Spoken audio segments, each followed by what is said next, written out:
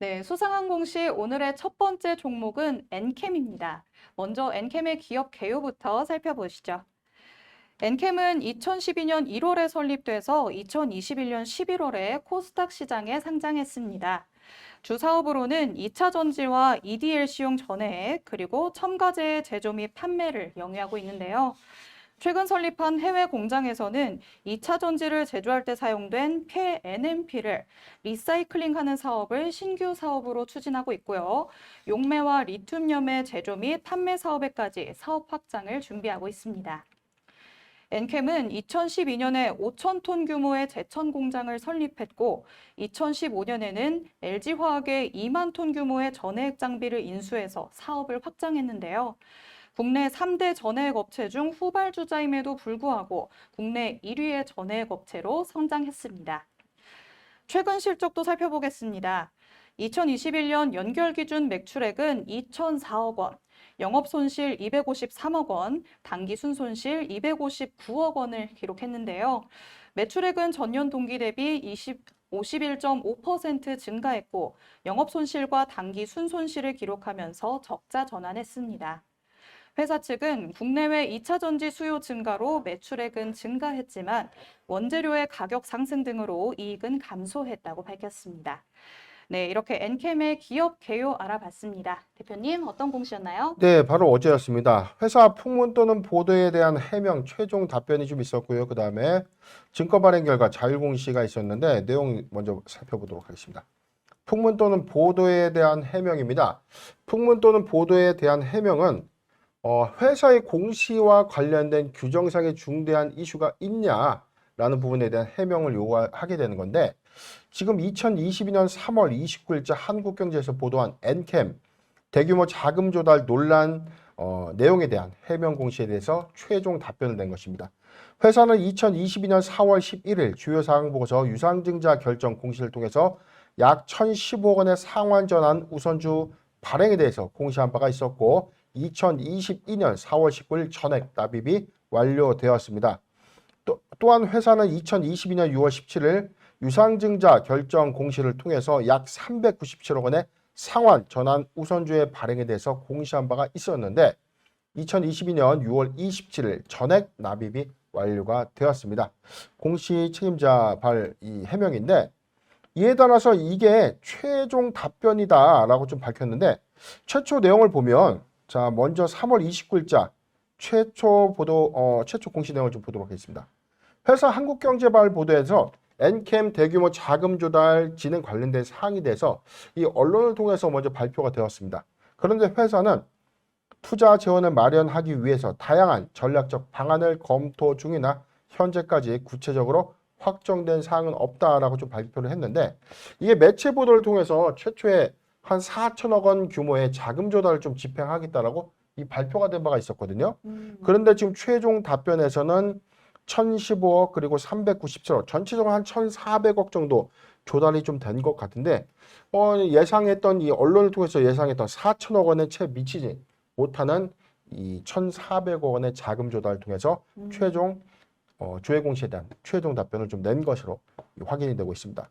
네, 보도에 의하면 4천억 원에 달하는 자금 조달이 있었다라고 이렇게 내용이 나왔었는데요. 이는 사실이 아니고 원래는 1,400억 정도의 자금 조달이 되었다라고 해명 공시를 한 바 있습니다. 그런데 엔캠이 지난해부터는 자금 확보를 위해서 좀 다소 공격적인 행보를 이어오고 있다죠. 네, 상장하고 난 이후에 대규모 자금 조달을 좀 하면서 이게 좀 논란이 좀 많이 있었어요. 그리고 상장 당시 주가보다 2배 이상의 상승폭을 좀 유지했기 때문에 이 투자자 입장에서는 새로운 어떤 자금 투자를 단행하기에는 다소 이 밸류에이션의 어떤 부담, 회사의 외형 가치 대비 주가가 좀 급등한 이력 때문에 사실상 투자자 관점에서의 어떤 메리트가 좀 없다라고 좀 판단할 수 있는 거죠.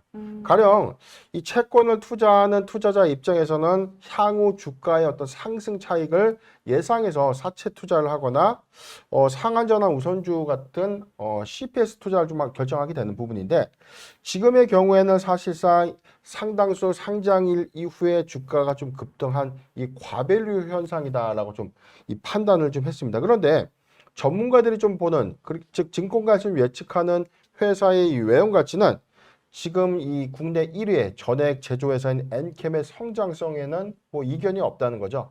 이견은 없는데 현재 이 밸류에이션 가치가 지금 모두 선반영됐다라고 이제 보는 거예요.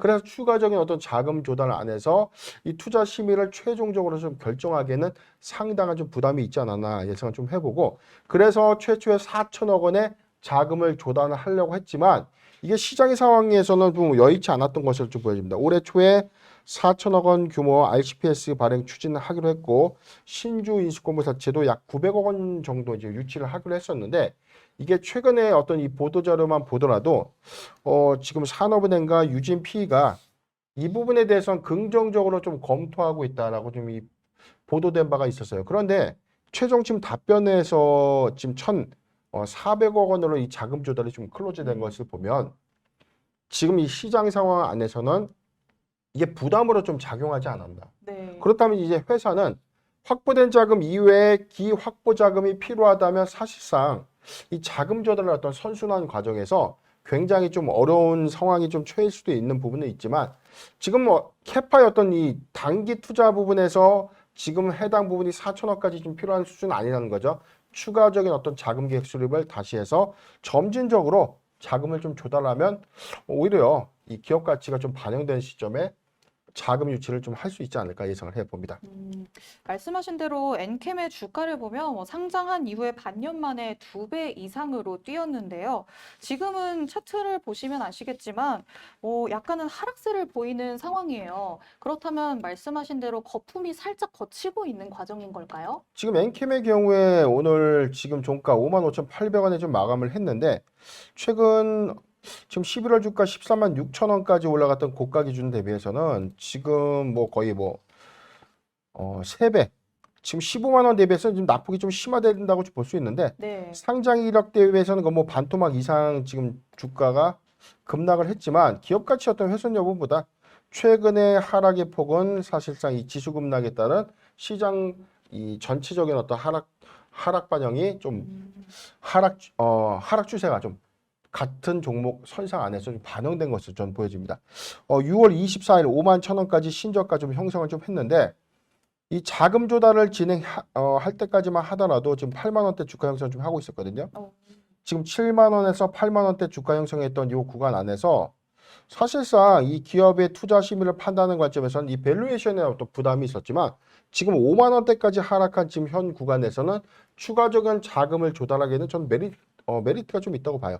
오히려 신저가 형태에서 엔캠이 이 전액 소재의 어떤 판매량 급증에 따른 기업 가치가 좀 반영된 시점인 2023년도부터 2025년도까지의 캐파에 좀 주목해야 된다라고 말씀드렸던 배경이, 지금 6만 5천 톤의 캐파에서 22만 5천 톤의 캐파라는 것은 약 3배 이상의 이 매출 실적을 반영할 수 있고 외형의 성장을 의미하는 것이거든요. 주가의 반영 관점에서는 지금 선반영됐던 이 밸류에이션의 가치가 좀 지금은 적정한 수준까지 좀 내려온 구간이 아닌가. 오히려 저는 저점의 매수 메리트는 좀 충분하지 않나 판단을 해봅니다. 그런데 처음에 기업 개요에서 말씀드렸다시피요, 엔캠은 전기차용 리튬이온 배터리에 들어가는 전해액 분야에서 현재 시장 점유율 국내 1위를 차지하고 있습니다. 그렇다면 앞으로의 엔캠의 전망은 계속해서 좋다라고 보시는 걸까요? 일단은 이 2차 전지 소재주의 경우에는 대규모 투자를 좀 수반할 수밖에 없어요. 지금 엔캠과 국내 이 첨보가 사실상 이 전액을 이 생산, 그리고 이제 특수 소재를 좀 개발 공급하고 있는 회사인데, 앞으로 이 배터리 소재의 이 핵심 이 첨가물인 이 전액 4대 소재 중에 좀 하나죠. 전액 규모에 대한 캐파가 사실상 이 중국 시장의 증설 이슈가 있지만, 중국산의 어떤 이 전액이 사실은 이 미국 시장에서의 어떤 단순 제재 유치의 어떤 영향 때문에 반사 이익은 유럽 시장과 미국 시장의 공략 관점에서는 국내 수익 관점이 좀 더 크다는 거죠. 그렇기 때문에 지금 2차 전지의 소재, 특히 전액 부분에 대해서는 저는 첨보와 엔캠 둘 다 사실상 성장성을 좀 크게 주목하고 있습니다. 첨보의 경우에는 사실상 이 밸류에이션 가치가 좀 많이 반영된 효과 때문에 사실상 고가의 어떤 주가 형성을 좀 하고 있었지만, 엔캠의 경우에는 사실상 첨보에 비해서는 큰 폭의 반영성이 좀 저는 미미하다고 봅니다. 그런데 중요한 캐파는 연간 6만 5천 톤 캐파가 2025년도에 22만 5천 톤까지 확장될 수 있는 자금, 최근에 자금 조달은 이처럼 생산 캐파의 확장성을 위한 공장 증설 및 시설 투자 자금에 전용될 수 있다는 점. 자, 이 두 가지가 체크 포인트가 아닌가 예상을 해봅니다. 그렇다면 투자자분들은 가장 이게 궁금하실 것 같아요. 앞으로는 어떻게 대응을 하면 좋을지 투자 전략도 한번 짚어주시죠. 네, 특히 2차 전지의 구성 요소 4대 소재죠. 양극재, 음극재, 분리막, 전액 이 4대 소재 중에서 전 특히 전액에 관련된 부분들. 물론 이 폭발 이슈가 있기 때문에 전고체 배터리가 출시되기 이전까지 전액은 2차 전지, 즉 배터리를 구성하는 필수 소재임에는 뭐 의심의 여지가 없습니다. 그렇기 때문에 엔캠은 최소 2030년도까지 전고체 배터리가 본격적인 양산을 좀 가져갈 수 있는 구간이 2032년이라고 저는 예상을 하고 있는데 2030년도까지는 설비 투자 들어간 부분 다 뽑을 수 있다고 저는 보기 때문에 지금 저점 하단 구간에서 모아가는 전략은 유효하지 않겠나. 지금 성장성 관점에서는 매수하기 좋은 메리트 구간까지는 좀 진입을 했다. 5만 원에서 지금 5만 5천 원, 5만 원에서 5만 5천 원 구간 포트 비중 5%의 분할 매수기를 좀 제시해드리고 5만 원이 이탈된다면 4만 원에서 5만 원 구간 추가 포트 비중 5%의 분할 매수 의견을 제시해드리겠습니다. 네, 엔캠과 첨보가 사업의 내용으로는 비슷한 내용을 보이고 있지만 첨보에 비해서 엔캠은 아직까지도 주가가 그렇게까지 반영이 되지 않았다. 밸류에이션이 아직 반영이 되지 않았기 때문에 성장세에 주목할 만하다라는 의견을 주십니다. 전기차의 4대 소재 중에 전해액이 굉장히 중요하기 때문에 2030년까지는 계속해서 지켜봐도 좋을 것 같다라는 의견도 주셨습니다. 지금도 매수하기 좋은 구간이라고 보시고요. 5만 원에서 5만 5천 원까지는 포트 비중 5%의 분할 매수 의견 주셨습니다. 그리고 5만 원을 이탈할 시 4만 원에서 5만 원까지 5%의 추가 매수 의견도 덧붙여 주셨습니다. 네, 이렇게 첫 번째 종목 엔캠에 대해서 살펴봤습니다. 이어서 살펴볼 수상한 공시, 오늘의 두 번째 종목은 서진 오토모티브입니다. 먼저 기업 개요부터 살펴보겠습니다. 1990년 10월에 설립돼서 2012년 4월에 코스닥 시장에 상장했습니다. 주 사업은 자동차 부품 사업으로 차량용 구동품인 클러치와 플라이휠, 드라이브 플레이트, 오토 파츠 등의 제조 및 판매를 영위하고 있습니다. 2015년 말부터 팔속 자동 변속기용 부품 양산 체제를 구축했는데요. 수십 년간 수동 변속기를 통해 쌓아온 마찰력에 대한 기술력을 바탕으로 자동 변속기 부품에 적용을 하면서 우수한 성능을 확보했습니다. 종속회사인 에코플라스틱과 아이아, 코모스, 서진기차백원도 완성차의 제조 공정에 부품을 공급하는 부품 사업을 동일하게 영위하고 있습니다. 최근 연간 실적도 살펴보겠습니다. 2021년 연결 기준 매출액 1조 7,596억 원, 영업이익 219억 원, 당기순이익 63억 원을 기록했습니다. 매출액은 전년 동기 대비 17% 증가했고요. 영업이익은 459% 증가했고 당기순이익을 기록하면서 흑자 전환했습니다. 회사 측은 전기차 및 신규 부품의 판매 증가와 내부 비용 절감을 통해 이익이 개선되면서 손익이 증가했다고 밝혔습니다. 네, 이렇게 서진 오토모티브의 기업 개요 살펴봤습니다. 대표님, 어떤 공시였나요? 네, 바로 어제였습니다. 회사 수시 공시 의무 관련 사항인데 수시 공시 의무 관련 사항은 일종의 공시의 예고편이다라고 제가 말씀을 드린 바가 있었죠. 내용 살펴보도록 하겠습니다. 회사 수시 공시 의무 관련 사항 공정 공시입니다. 공시의 대상 정보는요. 현대 트랜시스 자동차 부품 공급 계약의 체결입니다. 계약 상대방은 현대 트랜시스시고요. 계약 기간 2025년 1월부터 2034년 12월까지입니다. 개발 착수 통보일은 6월 27일입니다. 공급 부품은요. 하이브리드형 댐퍼, 중형과 대형 차종입니다. 계약 금액은 1조 307억 원입니다. 지금 회사의 2021년도 연결 매출 대비해서는 58%, 개별 기준에서는 710%에 해당되는 수치입니다. 지금 중형의 경우 그리고 대형의 경우 1차 년도부터 10차 년도까지 납품 계획인데 지금 1차 년도부터 대형 내용을 쭉 보시면 되겠고요. 지금 기타 참고사항 보도록 하겠습니다. 상기 계약 금액은 생산 예정 수량 그리고 공급 단가를 적용해서 산출한 근거다. 계약 기간 그리고 계약 금액은 향후 개별 발주 시 변동될 수 있다는 점, 정보 제공 사항은 서진 오토모티브입니다. 지금 내용을 보면 이 현대 트랜시스에 이 하이브리드 댐퍼를 공급하는데 이게 여기 나와 있죠. 개발 착수 통보일이라는 것은 회사 사양서에 맞게 서진 오토모티브가 댐퍼의 개발을 진행하게 되고 이게 2025년도에 이 적용됨으로써 1차 년도에 초도 양산이 시작되고 본격적인 양산 반영은 2차 년도 이상인 3차 년도부터 좀 본격적인 양산 반영의 흐름이 있습니다. 대형차도 역시 1차 년도에 이 초도분해 납품, 2차 년도 그리고 3차 년도부터는 본격적인 납품 실적이 좀 이루어질 수 있는 예상 공시입니다.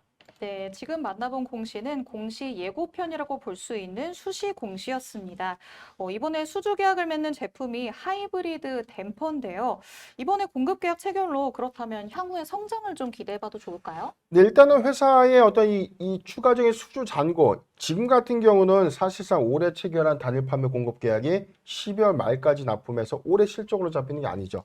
내용을 보면 지금 이건 거의 10년에 걸쳐서 분할해서 납품하는 부분들이고 전체 10년 동안 1조 307억 원을 좀 납품하는 이 관점이라면 우리가 10년을 1조 307억으로 좀 나누면 단순하게 1,000억 원대가 연간 산입되는 매출 인식 효과가 있는데 중형과 대형 모두 1차 년도에 반영 효과가 좀 미비했죠. 1차 년도 52억 원 그리고 99억이기 때문에 한 150억 정도가 1차 년도에 반영되고 2차는 373억 그리고 146억. 지금 한 600억 정도, 650억 정도 이 추산되는 부분들이 2차 년도에 좀 반영되고 있는데 3차 년도부터는 한 1,000억 원대가 반영될 것 좀 예상되고 있는 상황이기 때문에 3년 후면 2025년도부터는 연간 1,000억 원의 추가 매출액이 반영될 수 있다는 겁니다. 우리가 공시의 어떤 예고편들을 좀 참고할 때 회사의 향후 이 밸류에이션 가치, 회사의 외형 가치가 좀 달라질 수 있는 척도는 매출액의 규모가 오늘 1,000원 팔고 있었는데 내년에도 1,000원 파는 게 아니죠. 올해 1,000원 팔고 내년에 2,000원 팔고 내후년에 3,000원을 팔았다. 그렇다면 이 회사는 1,000원짜리 회사가 아닌 겁니다. 3,000원짜리 회사인데 주가는 선반영을 해요. 3,000원짜리 회사인 것처럼 중시는 먼저 움직이는 관점에서 오히려 2023년도부터는 서진 오토모티브 이런 실적 요인을 잘 우리가 체크해야 되는 것이 아닌가 예상을 해봅니다. 항상 주가는 기대감을 선반영하기 때문에요. 2023년까지는 그래도 조금 더 지켜보고 그때부터의 움직임을 살펴보는 게 좋겠다라는 말씀을 해주십니다. 그리고 서진 오토모티브 같은 경우에는 본래 매출의 대부분이 내연기관차의 부품에서 비롯됐습니다. 이제는 전기차 시장이 확대되고 있는 상황에서 신규 사업을 검토하는데 그럼 어려움은 따르지 않을까요? 예, 일단 이 회사의 가장 큰 딜레마일 거예요. 지금 내용을 보면 주요 제품 서비스 보도록 하겠습니다. 이 회사는 이 자동 변속기 또는 수동 변속기에 들어가는 이 클러치 그리고 오토 파츠, 기타, 클러치, 스크랩, 그다음에 클러치, 플라이 휠, 드라이버 플레이트, 오토 파츠 지금 등등의 자동차 변속기에 관련된 어떤 주요 부품 등의 제조 및 판매를 영위하기 때문에 이게 사실은 내연기관차에 들어가는 주요 부품군들이죠. 그런데 전기차의 경우에는 이 클러치라든지 사실상 이 변속기 관련된 부품들이 좀 들어갈 수가 없습니다. 감속기 하나만 들어가죠. 왜? 차가 모터를 구동해서 움직이기 때문입니다. 네. 그렇기 때문에 복잡한 내연기관의 어떤 부품들을 영위하고 그 사업의 어떤 이 매출 포지션 비중이 높은 회사들의 가장 큰 고민이 향후 전기차 시대로서의 어떤 사업 변화, 즉 길에서 10대 중 7대, 8대가 전기차가 보이는 시점에 네. 서진 오토모티브가 사실상 사업의 변화를 이뤄내지 못한다면 사실상 사라질 수밖에 없는 과거에 LCD 디스플레이, 그다음에 LED 체계, 그다음에 QLED, 뭐 우리가 OLED라고 좀 부르죠. 자, 이런 이 디스플레이도 사실상 이 단계적인 어떤 기술 고도화가 일어났던 관점에서 과거에 DSLCD라는 종목이 있었어요. 이 회사 사상 최대의 1조 매출을 달성했다라고 하고 나서 제 기억에 2년 이후에 상장 폐지됐습니다. 상장 폐지가 됐는데 이 전 경영진의 횡령 배임이 아니었어요. 매출액이 감소돼서 생산 중단 여파로 상장 폐지된 겁니다.